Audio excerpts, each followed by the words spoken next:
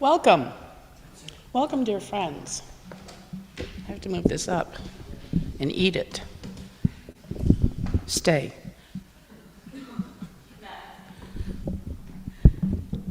Stay. Okay, good. Welcome to our spiritual home, the Unitarian Universalist Church of Tarpon Springs. My name is Judy Pickett.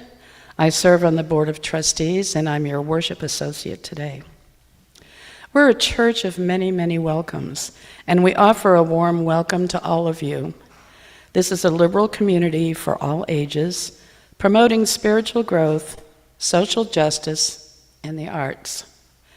This is a very active church, and everyone is invited to participate in any of the activities. To learn more about events, go to our church calendar on uutarpon.org, and we'll be happy to talk to you afterwards at coffee hour of anything. Our children and youth are with us during the beginning of the service, and we have a faith formation program available for them with our leaders, Jami and Anna. Children gather with us for the first time together, and then afterwards they go off, we sing them off, and they go with Jami. If you'd like more information about our programming, please contact the Reverend Kristina or see Jami after the service.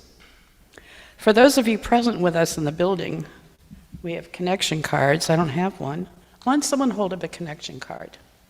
There you go, thank you. If you fill one of these out on both sides, and there is a working QR code on the front of it now, so you can test it out with your phone, fill that out, put it in the offering plate, and we'll stay in contact with you. There's also a very small card. That's an important one too. That's to jot down any joy, concern, or sorrow you may have and want to share with the congregation, but don't want to get up and speak it yourself. If you fill out one of those cards, I will share it with the congregation. We're delighted to have our friend and member, Judy Lucarelli, leading the service today. Music is provided by our music director, Bonnie Whitehurst, and the choir. Again, welcome. And now we're going to sing hymn 621, is it? 361. Oh, well, 361. It's enter, rejoice, and come in. And stand as you are willing and able. And don't miss the two verses that are at the bottom of the page.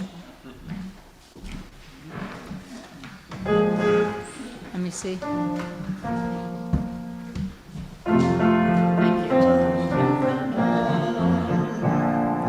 Enter, rejoice, and come in. Enter, rejoice, and come in. Today will be a joyful day. Enter, rejoice, and come in. Open your ears to the song. Open your ears to the song. Today will be a joyful day. Enter, rejoice, and come in.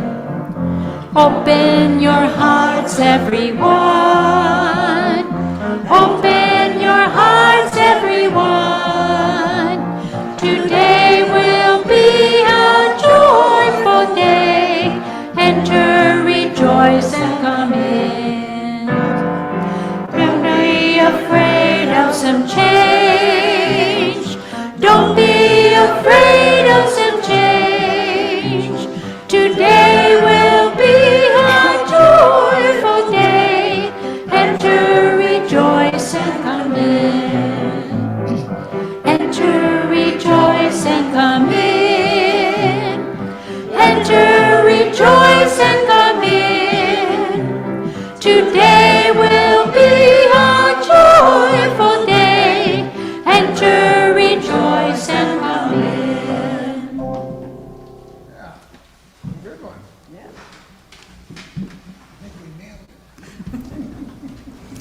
Trying to make sure to turn that off when Reverend Kristina understands that, but it's even worse when you're in the choir. I don't need to be singing a solo for every song today. I'm Judy Lucarelli. For those who have difficulty seeing, I'm a female Caucasian with graying waist-length brown hair, 5 feet 10 inches tall. And I hail from the lands, the Wabanaki and the Wabanaki lands. I'm not moving, so I don't think that's, oh, okay. The Wabanaki lands of the Penobscot and the Passamaquoddy. And I'm sorry, but I don't remember, and it's not on the script where it is that we are here. So, opening words. We come together this morning to remind one another to rest for a moment on the forming edge of our lives, to resist the headlong tumble into the next moment until we claim for ourselves awareness and gratitude, taking the time to look into one another's faces and see there communion, the reflection of our own eyes. This house of laughter and silence, memory and hope is hallowed by our presence together.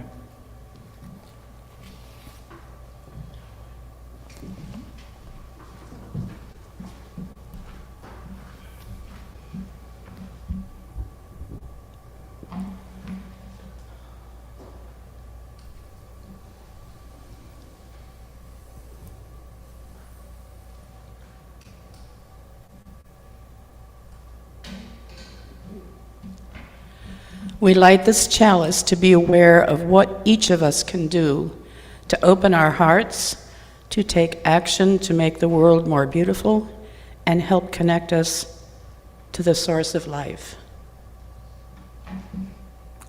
And let us now sing hymn number 123 in the Gray Book, Spirit of Life. 123.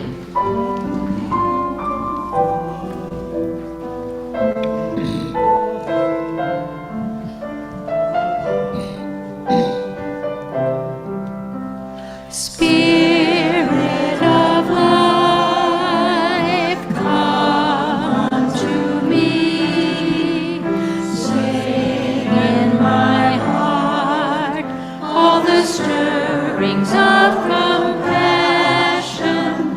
Blow in the wind, rise in the sea, move in the the shape of justice, roots wholly close, wings set me free. Spirit of life, come to me, come to me.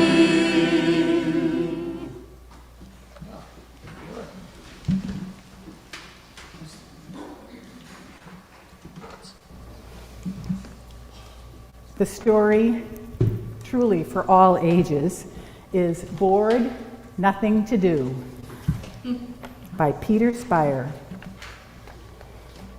Mother says, "Go do something. I was never bored at your age. Let's make something." What? There's a propeller in that barn. But how? So that's how it works. First we get some tools, then wheels and wood and seats and nails and paint and glue and cloth and hinges and rope and windshields and screws. You need a lot of stuff to build an airplane. Hard work.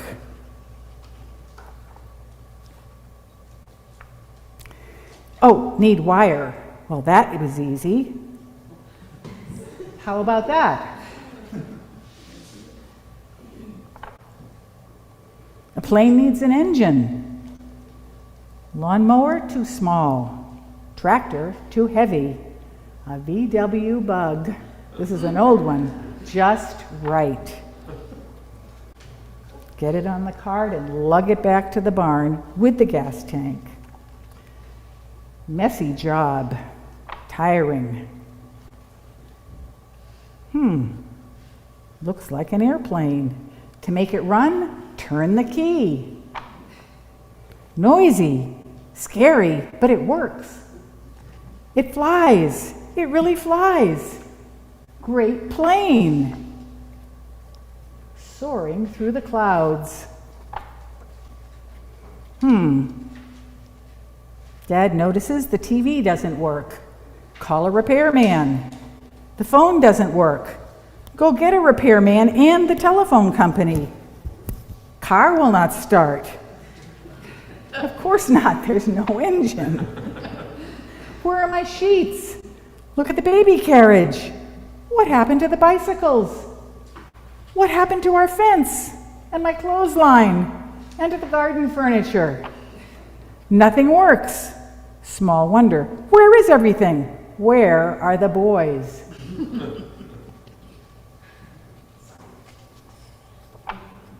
Come down immediately. The next slide, you notice the boys are upside down. I think they are angry. May as well go down. Nice landing. Put it all back where it belongs. The engine, the gas tank, the windows, the chairs, the sheets a little torn, the rope, the paint, but how? The wire, the wheels, the fence, the wood, the tools, everything. Sent to their room early. Some boys, clever too. Bored, nothing to do.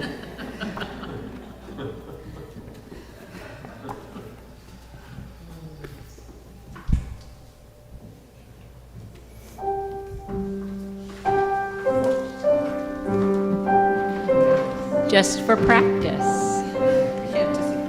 Go now in peace, go now in peace. May the light of love surround you everywhere,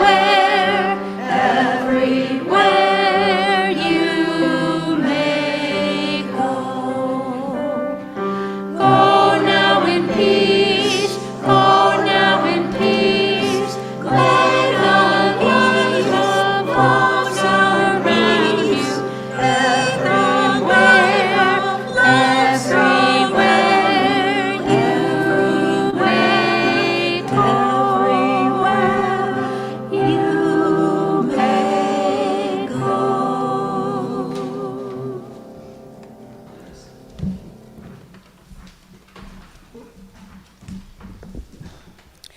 Now is the time in our service where we take our offering for the work and welfare of the church.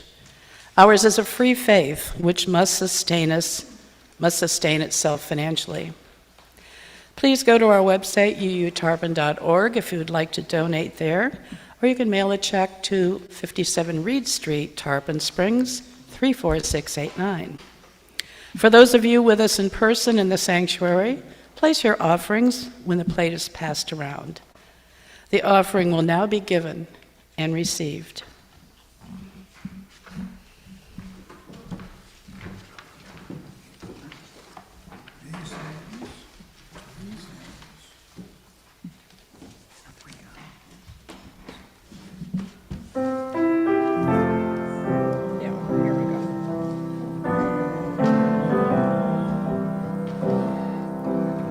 Some hands have held the world together. Some hands have fought in wars forever. So tell me, what shall I do with these hands of mine? Some hands have blessed a million people.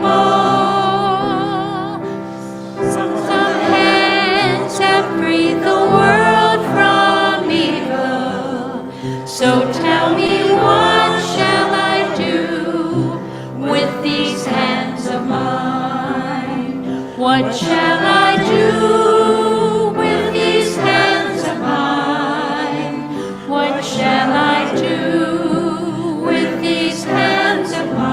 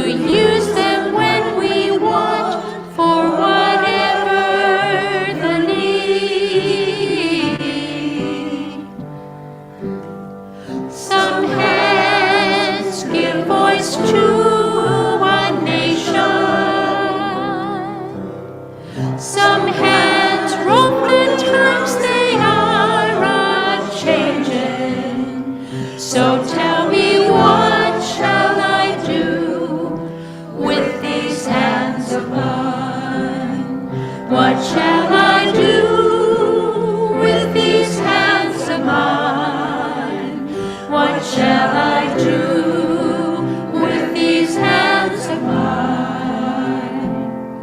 The world could use a hero of the humankind. So tell me, what shall I do with these hands of mine? So tell me, what shall I do with these hands of mine?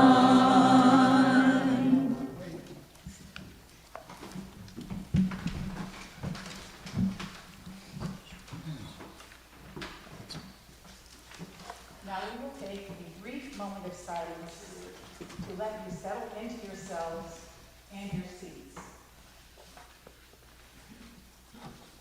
Not quite as silent as that was.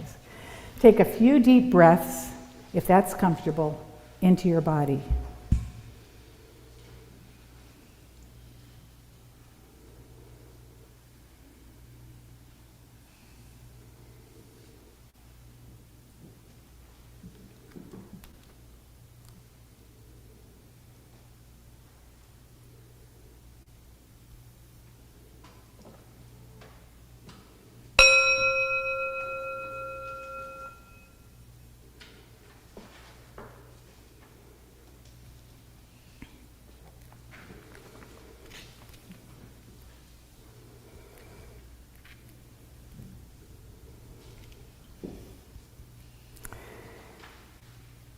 The reading today is from Mihai Csikszentmihalyi. His book, Creativity, The Psychology of Discovery and Invention.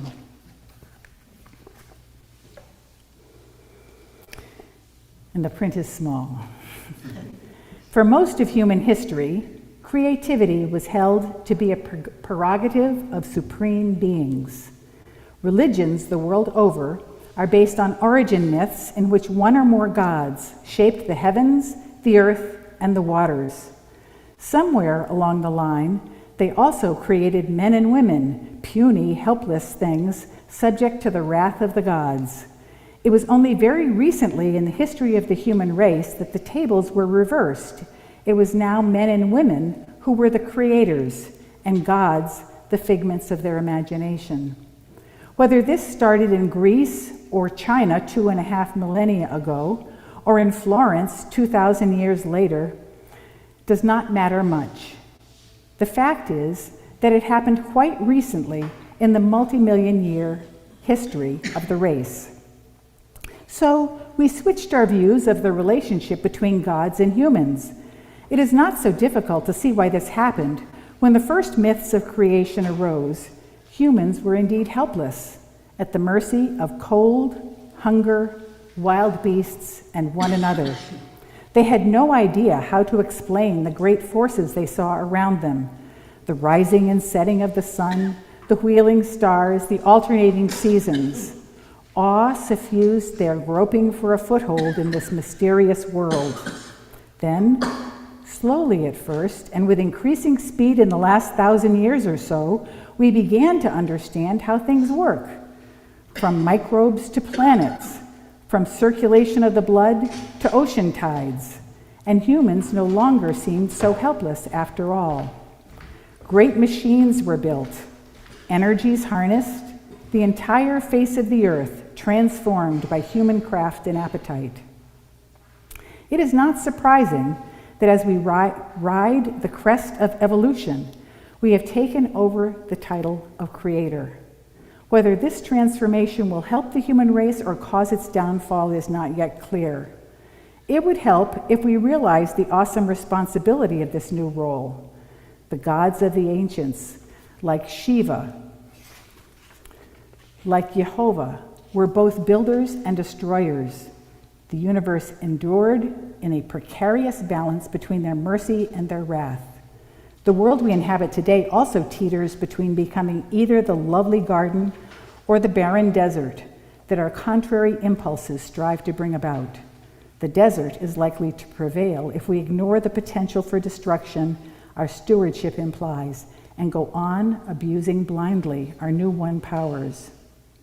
While we cannot foresee the eventual results of our creativity, of the attempt to impose our desires on reality, to become the main power that decides the destiny of every form of life on the planet, at least we can try to understand better what this force is and how it works. Because for better or for worse, our future is now closely tied to human creativity. The result will be determined in large part by our dreams and by the struggle to make them real.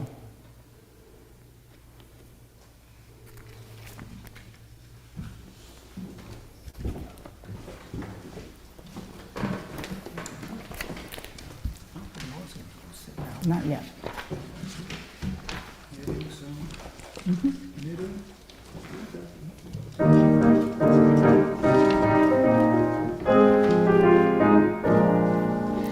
Knit one, purl one, knit two together, all you have to do. Make yourself a pair of mittens or a sweater in an afternoon or two. Knit one, purl one, knit two together, follow the pattern to the letter. Count the stitches as you go, then turn and start another row. There's lots of things that you can make for family and friends. Socks and scarves and sweaters, there's a list that never ends. Tea cozies and table mats, napkin rings to match. Blankets, baby booties, bags, boleros, beanies, bobble hats.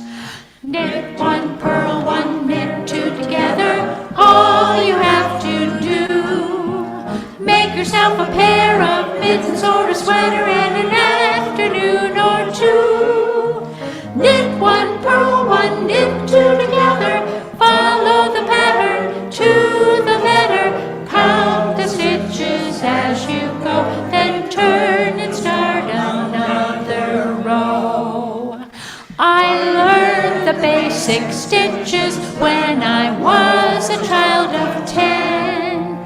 I don't think it made a strong impression on me then. Now that I am middle-aged, it seems that I have reached a stage when knitting holds a strange attraction, a commonplace enough reaction.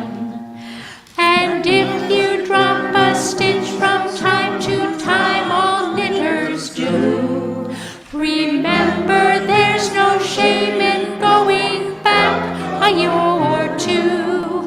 Don't panic, don't get angry nor impatient, don't sulk.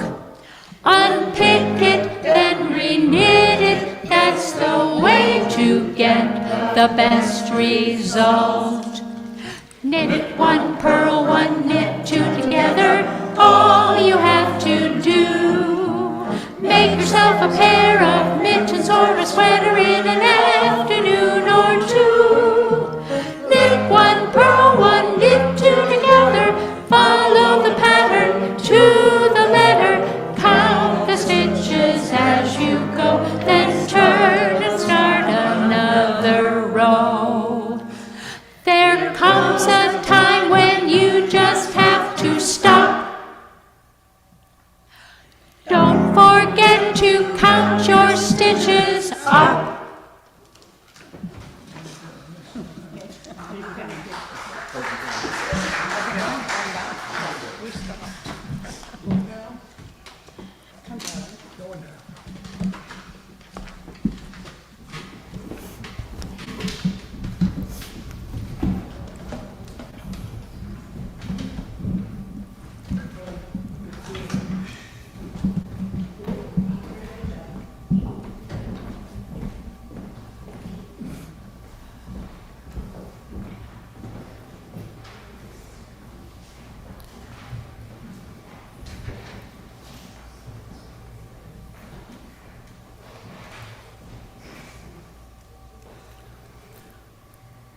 Csikszentmihalyi, perhaps best known for his book Flow, published Creativity in 1996. Now, I have to say, my maiden name was Smith, so I've always been envious of people with a 5-syllable last name. 10 consonants. But that is not why I chose to quote Csikszentmihalyi. This book is a study of 91 people recognized as highly creative in a variety of fields. The first person that Csikszentmihalyi described was not an artist or a composer or an architect. Vera Rubin is an astronomer who analyzed images of galaxies in the Virgo cluster. In case you're not familiar with it, Virgo is the biggest of the large clusters near us. That's how she describes it, the biggest of the large clusters. That's really big. From 2 spectra taken a year apart, Rubin was able to document movement and changes in the center of the 2 Virgo galaxies that she examined, and was able to draw some conclusions based on her unique intuition. With my limited understanding of astronomy, I cannot grasp how amazing this was. I'm just in awe of how big it was and how far away it was. Or even what she actually concluded, I have no idea what that means. But it fascinates me that this is regarded as highly creative. This made me realize that if I'm going to talk about creativity, it has to be in a context that I can understand. So this morning I'm going to share my story as a creative knitter. If you're not interested in knitting, feel free to let your mind wander to that favorite endeavor that uses your creativity or that you would like to undertake.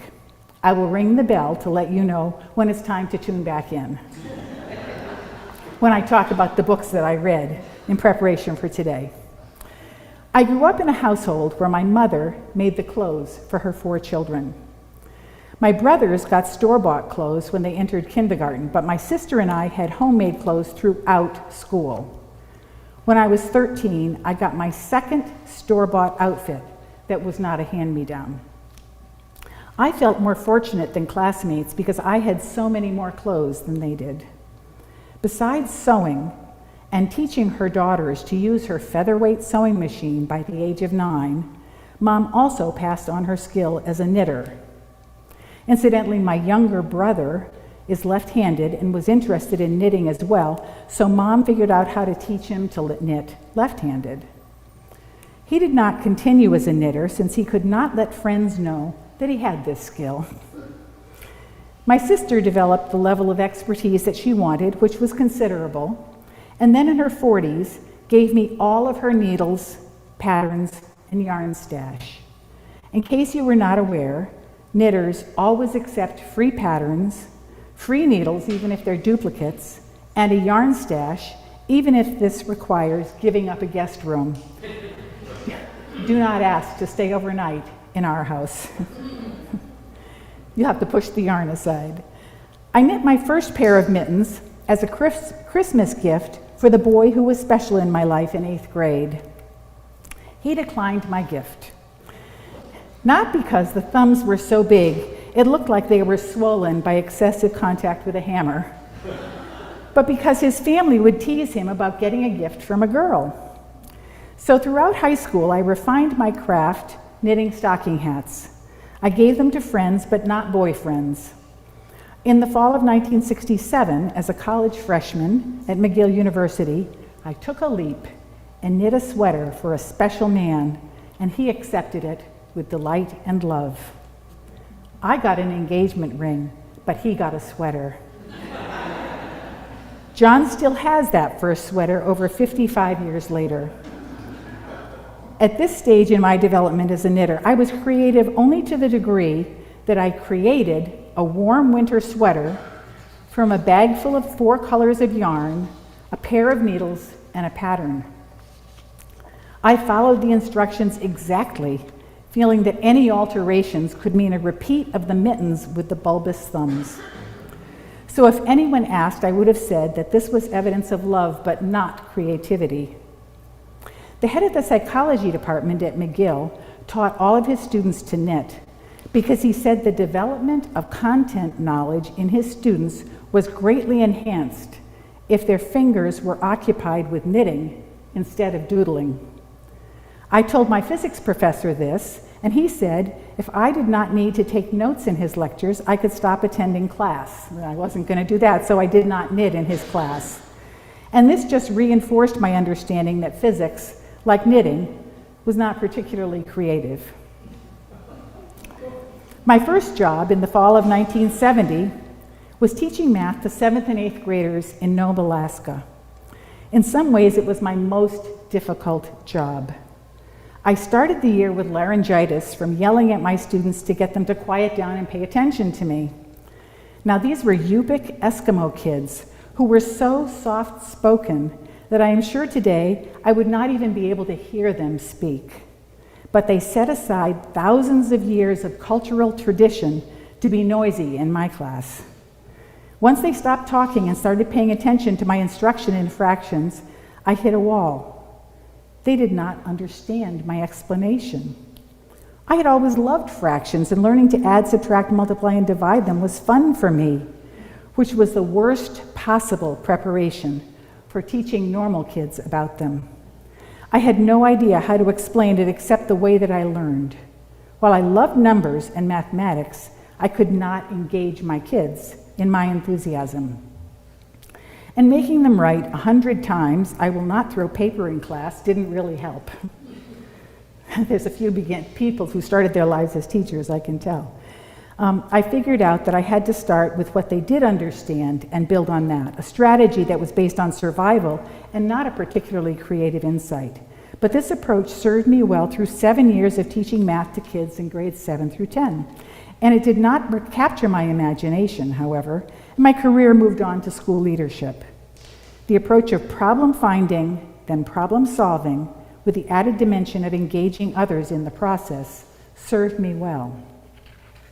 Meanwhile, I was knitting every spare minute. Now, we're in Nome. There's no internet. There's no TV. The show hall changed pictures 3 times a week. And so I knit. I taught myself to knit in the dark at the show hall if the pattern was not complex. I taught knitting classes to high school students and to colleagues. I never got laryngitis in a knitting class. Teaching my students not only basic stitches and how to read a pattern, but more importantly, how to recognize and correct mistakes. I bought a book called Knitting Without Tears that provided the concepts of knit garments so you could design your own. Another book with over 100 different cable patterns, and a book of many, many multicolored patterns. I knit samplers trying out the many patterns, and it was such fun to make up my own garments. Scandinavian mittens, cardigan sweaters knit in 5 pieces or in 1, from the top down, the bottom up, and around. In the late 70s, a friend who was an artist told me she took up painting because it was creative, unlike knitting. And somehow I accepted what she said, agreeing that while I had expert skills as a knitter, this was not creative, except in the sense of creating something from a bag of yarn, needles, and a pattern. But it was still gratifying to see a project grow into a lovely finished product. Fast forward to today, hundreds of projects later, and I now regard myself as a highly creative knitter. If I took the time to reflect, most likely I was also a creative leader, but I did not invent a new way to knit, but my products are unique and imaginative, especially those I designed myself. That seems pretty creative, but I dutifully sought out 3 expert sources so you wouldn't have to just take my word for it. Pay attention. If your mind has drifted to wood carving or whatever, it's time. Csikszentmihalyi, I just love to say the name, undertakes a thorough and scholarly analysis of what creativity is and is not. This was somewhat surprising to me given his broad definition in today's opening reading that creativity is based on creating. To summarize his analysis, creativity involves a new idea or a new approach that leaves something concrete behind and changes the way of thinking in the field. His lasting change requirement pretty much eliminated any notion of my creativity as a school leader, as there was little that was sustainable over time in my career other than modeling persistence and hard work. But that's a topic for a future sermon. As for knitting, I've had a lasting impact on the recipients of the things I've made for them, but certainly not on the world of knitting. And I've never been interested in copywriting or publishing my patterns. So next I read Hilda Ostby's The Key to Creativity, and the subtitle is The Science Behind Ideas and How Daydreaming Can Change the World. It's an interesting book, as you might expect, since her graduate degree was in the history of ideas. Where can you find that university? She had co-written a well-known book on memory with her sister, who was a clinical neuropsychologist. And then while checking her phone on the way to work, she was riding a bicycle. She was in a Scandinavian country, and she's riding her bicycle along a path along the water, and phone beeps, and she picks it up and rode into a stone bridge on her bicycle. A stone bridge that had been there for hundreds of years, and she went underneath it every single day, but she was distracted. And she sustained severe brain injury. After recovering, however, she found herself bursting with new ideas. When things slowed down a bit in her thought process, she wrote her creativity book. The chapters are all named for the chapters in Lewis Carroll's Alice in Wonderland. In her words, creativity is everywhere all the time. It is unstoppable and unbreakable, whether it's been facilitated or not. People get ideas while they are sleeping, on the train, when scared, when happy. You get the idea. And while they are thinking about something completely different. Phew, my knitting is creative again. In short, if the concept of your own personal creativity is of interest to you, I strongly recommend this book. The third book I read is Creativity, A Short and Cheerful Guide by John Cleese. Some people know him. Since we're not in Britain, his name might not be known to all of you. He was a scriptwriter for Monty Python, co-founded Fawlty Towers, and co-starred in A Fish Called Wanda, as well as many other well-known films. So he is very nutty and a wildly creative person. His undergraduate degree was in the hard sciences and a law graduate degree. So this is definitely another must-read. Cleese maintains that creativity crosses all fields. Anyone can be creative, and you don't have to be born with it. He makes several points that I'd like to share. First, he likes to work on a problem before going to sleep at night, as then he wakes up in the morning with an idea of how to resolve it. I must say, if I deliberately tried to trick my mind in this way, my mind would either change the subject or, worse yet, it would not turn off and not enough to let me sleep at all. But I will admit that there are some Sudoku puzzles that stump me on the way to sleep, and the solution is clear when I wake up. But I'm not asking my mind to do anything, so maybe that's the trick. Anyway, point number 2. He also talks about meditating and daydreaming to allow your subconscious mind to get to work creatively. He recommends taking as long as possible to make decisions to allow maximum time for gathering information and getting new ideas. I saw this work effectively for my younger brother, who became an architect. But my work as a leader was in public, often on television. There was no opportunity for delay if we were not up to snuff for a Rose Garden type press conference. I mean, the public was always right there. So we had to be well prepared, well in advance, and rarely does knitting have that kind of a deadline, unless you decide 2 weeks before Christmas you're going to make someone a sweater, but that's completely self-inflicted. The third point, the greatest killer of creativity is interruption. I think we can all relate to this one. Cleese poses some tactics to minimize interruptions from others and from his own mind. And fourth, when you are being creative, there is no such thing as a mistake. Wrong, wrong, wrong. While knitting, I keep the colors organized by holding each over a finger of my left hand. These 3 fingers, okay? With my little finger, I hold all those strands of yarn tight against the needle, and with my thumb, I hold the needle on the other side and let the stitch go.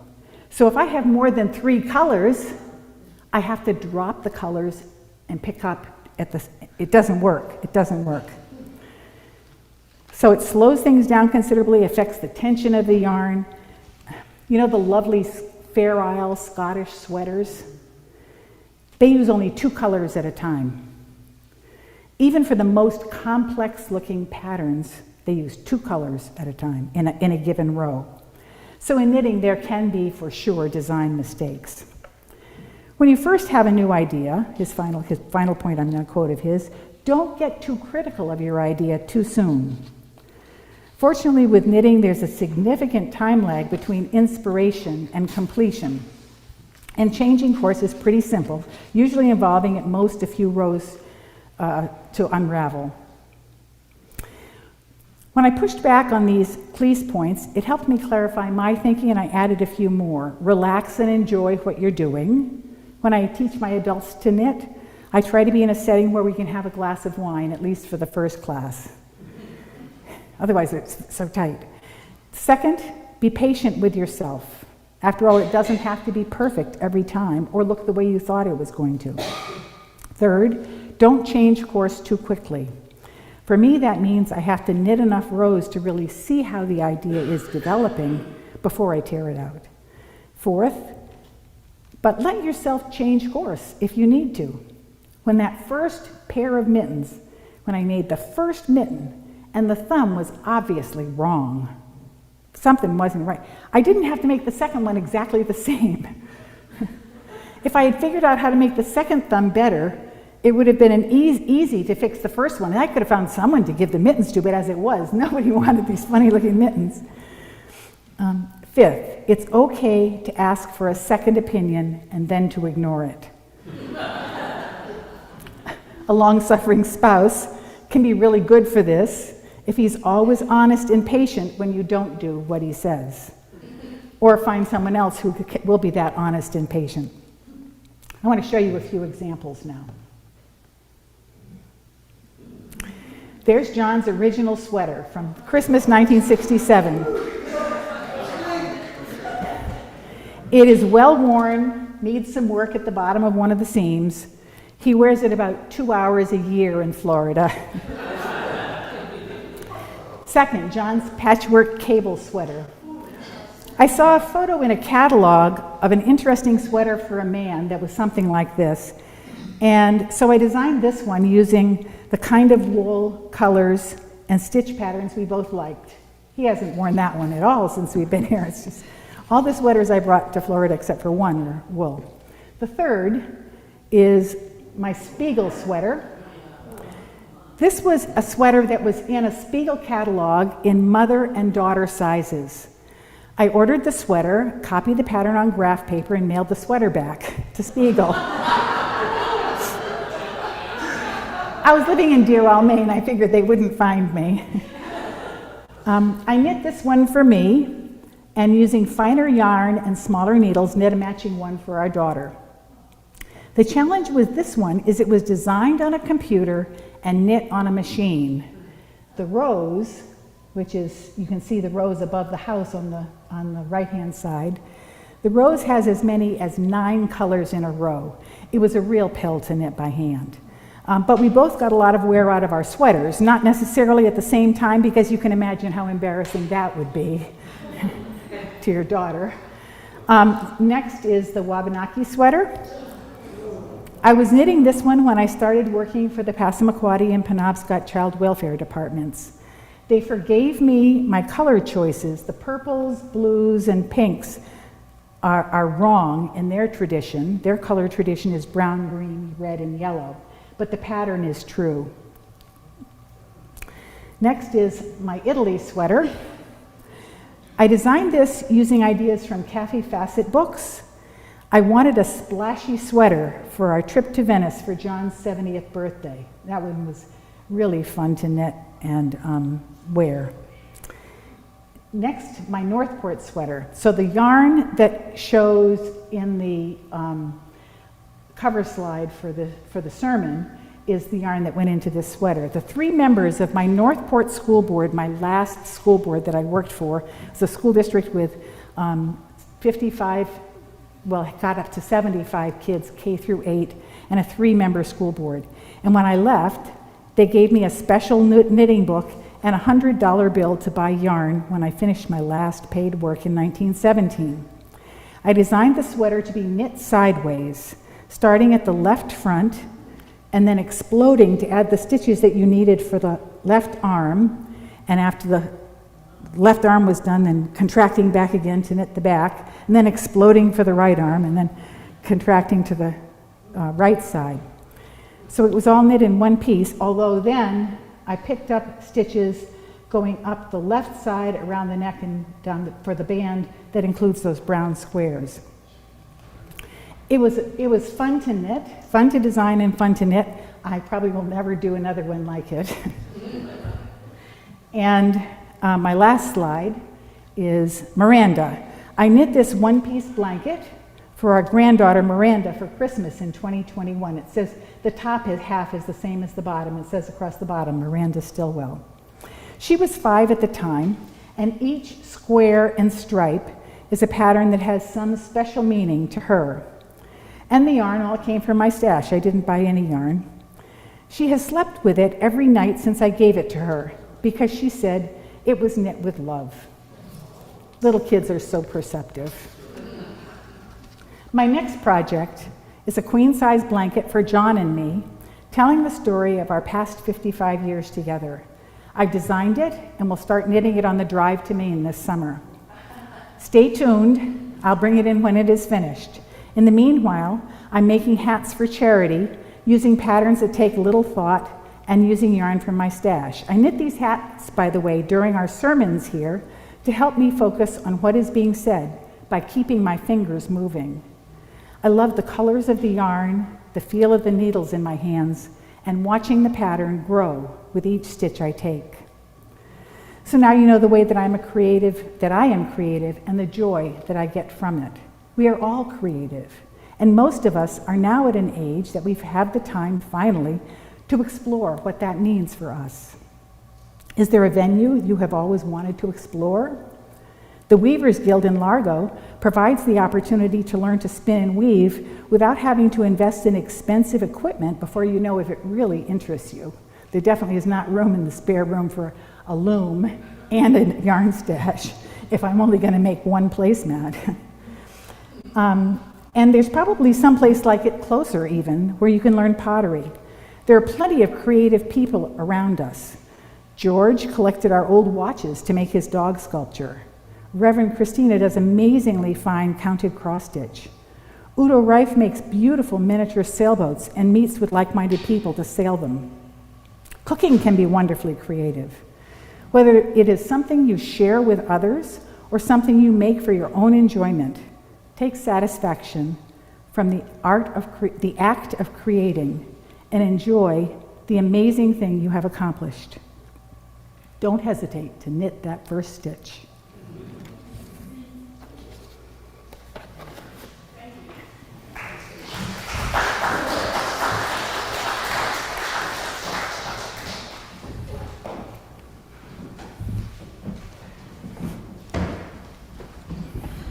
Our closing hymn is number 288 in your gray book, 288, All Our Architects. Thank you. I'll play the melody through as the choir's getting seated. Hymn book.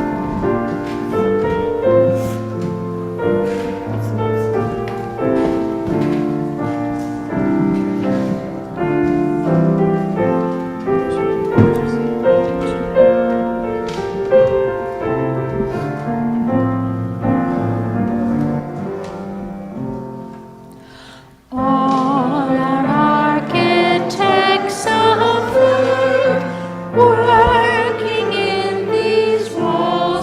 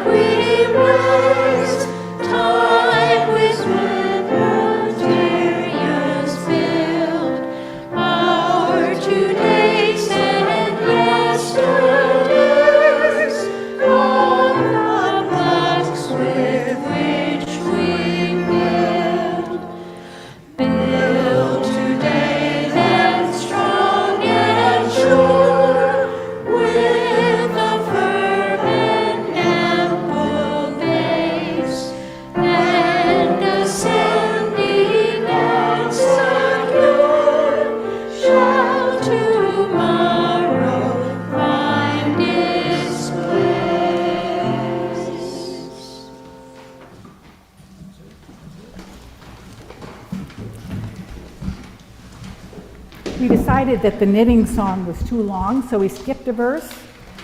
And so my closing words are the verse that we skipped. If ever you were wondering what life is all about, dogged by existential worry, plagued by fear and doubt, get yourself a pair of needles and a ball of wool. It won't take long when you catch on for life to seem more meaningful.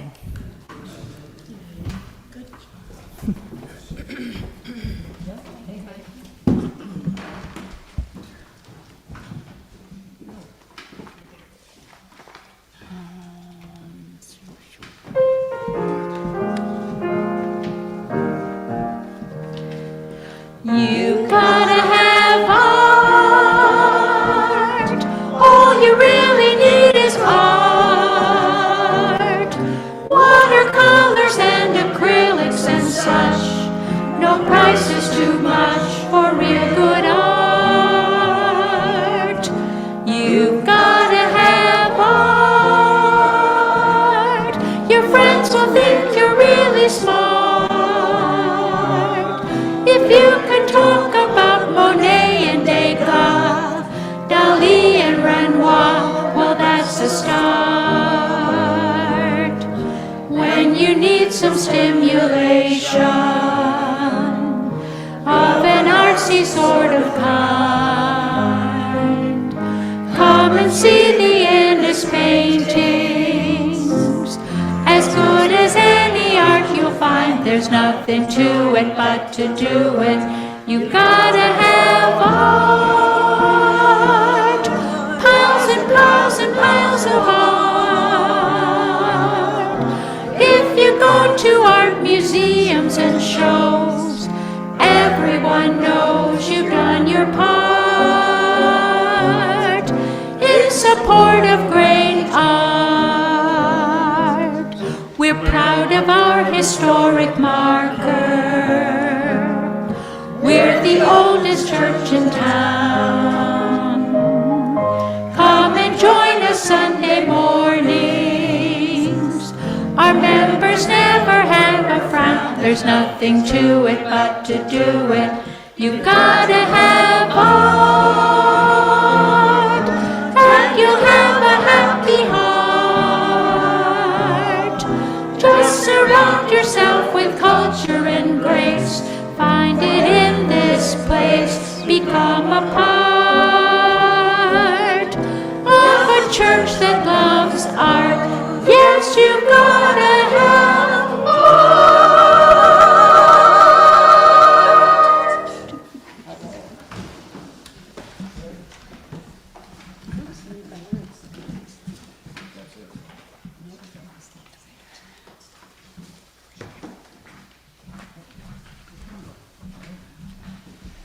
With thanks to our talented music director, she always finds the proper words to put into a friendly song.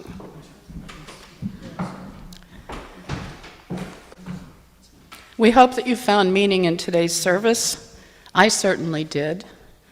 I have a new impression of my friend Judy Lucarelli and her talents. We close with these words from Maddie Cefantos. We extinguish this flame, but we keep its light in our hearts with its message of love and justice, taking it outside these walls to the world we live in, until we are together again.